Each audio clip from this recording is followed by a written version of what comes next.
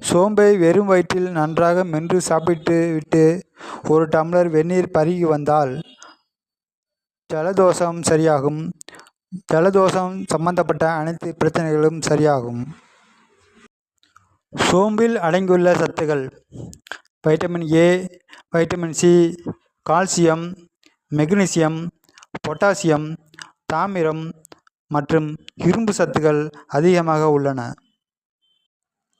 நீண்ட நாட்களாக பசி இல்லாமல் அவதிப்படுபவர்களின் பசி உணர்வை சோம்பு தூண்டுகிறது மற்றும் கடினமான உணவுகளை செரிக்க வைக்கும் குணம் சோம்புக்கு உண்டு. சோம்பு உடலில் உள்ள அசிடிட்டியை குறைக்கும். சோம்பு டீயை ஒருவர் தினமும் குடித்து வந்தால் இரத்த அழுத்த பிரச்சனை படிப்படியாக குறையும்.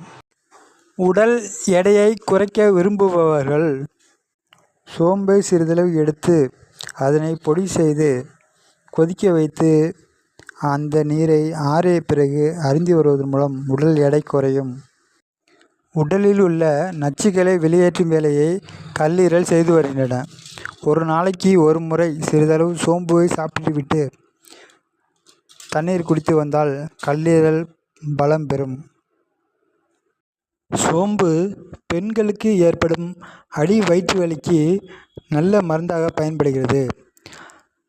சிறிதளவு சோம்புவை வாயில் போட்டு மென்று தின்றால் வயிற்று வலி மற்றும் இதர குறைபாடுகள் சரி செய்கிறது. சோம்பு தண்ணீரில் உடலில் வளர்சிதை மாற்றத்தை சரி செய்து உடலில் உள்ள கலோரி மற்றும் கொழுப்புகளை கட்டுப்படுத்தி உடல் எடையை குறைக்கிறது. மற்றும் சோம்பு உடலில் உள்ள ஈரல் நோயை குணப்படுத்த சோம்பு முக்கியமான மருந்தாக பயன்படுகிறது. சோம்பு தண்ணீர் உடலில் உள்ள அதிகப்படியான யூரிக் அமிலத்தை வெளியேற்றி இரத்தத்தை சுத்தப்படுத்தும். சோம்பு தண்ணீர் குடித்து வர மூளை சுறுசுறுப்புடன் புத்துணர்ச்சியுடன் செயல்படும்.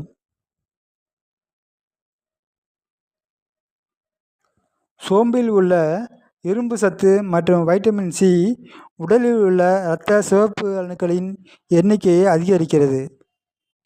கண்கள் மங்கலாக தெரிவது, தூரப்பார்வை மற்றும் கிட்டப்பார்வை குறைபாடுகள் உடையோர் சோம்புவை தினமும் எடுத்துக்கொள்வதன் மூலம் கண் பார்வை தெளிவு பெறும். சோம்பில் உள்ள குலைன் என்ற வேதிப்பொருள் உடலுக்கு நல்ல தூக்கத்தை தருகிறது. சோம்பு நீர் குடிக்க குழந்தைகளுக்கும் மற்றும் வயதானவர்களுக்கும் நல்ல ஞாபக சக்தியை அளிக்கிறது. இதில் உள்ள வைட்டமின் C16 உடலில் உள்ள மெட்டபாலிசத்தை அதிகரித்து இரத்த சர்க்கரையின் அளவை குறைக்கிறது மற்றும் சர்க்கரையின் அளவை கட்டுப்படுத்துகிறது.